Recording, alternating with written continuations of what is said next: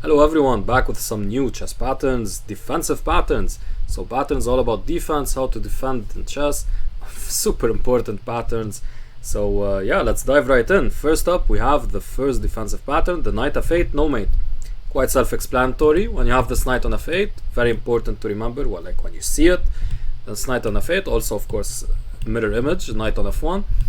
It covers h7 so that this kind of queen bishop battery with queen e4 bishop d3 or queen d3 bishop c2 or queen c2 bishop b1 doesn't lead to mate because the knight is covering.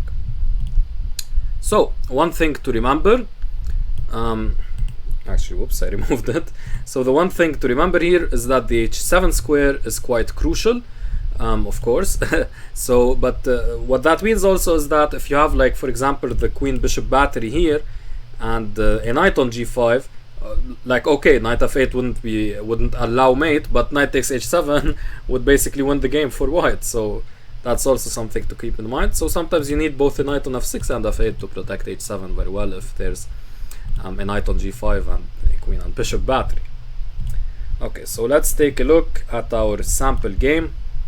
So a game between Michael Adams and Etienne Bacrot, going for this rather unique French setup or French opening where black gives up the bishop pair, but at least gets rid of their bad light squared bishop. And here, sorry, I got too engrossed in the opening. So here is something I was talking about. So the knight coming to g5, you have a knight on f6 and a lot of pressure on h7, and now knight f8, and these two knights are defending h7 very well.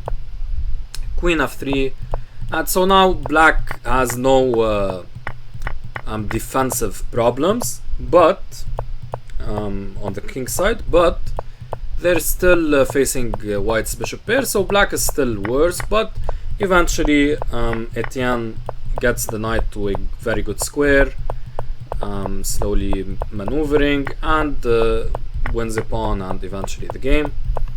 So this part doesn't interest us so much. We were just interested mainly in how the knight on f8 protected the black king very well to be able to reach this position.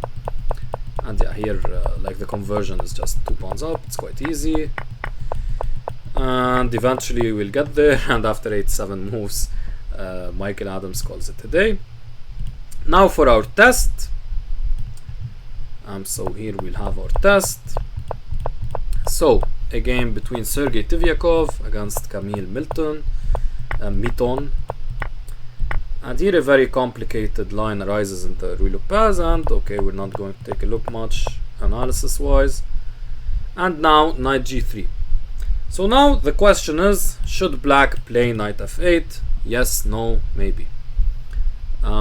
Yeah, so pause the video guys and try to figure that out.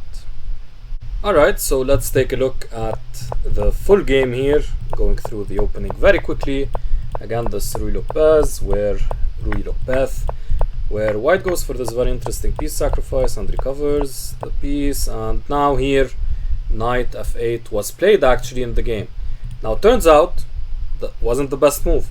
The best move here actually was a5, going for a4 and trying to weaken white's queenside pawn structure. Knight f8, as it turns out, white has a very strong move, which is queen f3, found in the game. And yeah, while these two knights are protecting h7, actually the dark square weaknesses on the king side alongside knight f5 are going to prove to be too annoying for black to deal with. And here Tivyakov played a very nice positional game, pushing through here, and yeah, just a very nice positional / tactical aggressive attacking game.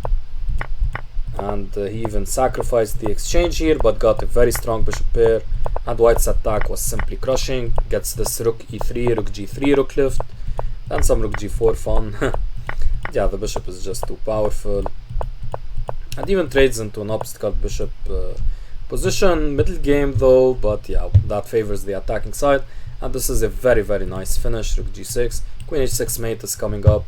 No way for black to survive this, and yeah, the game is over.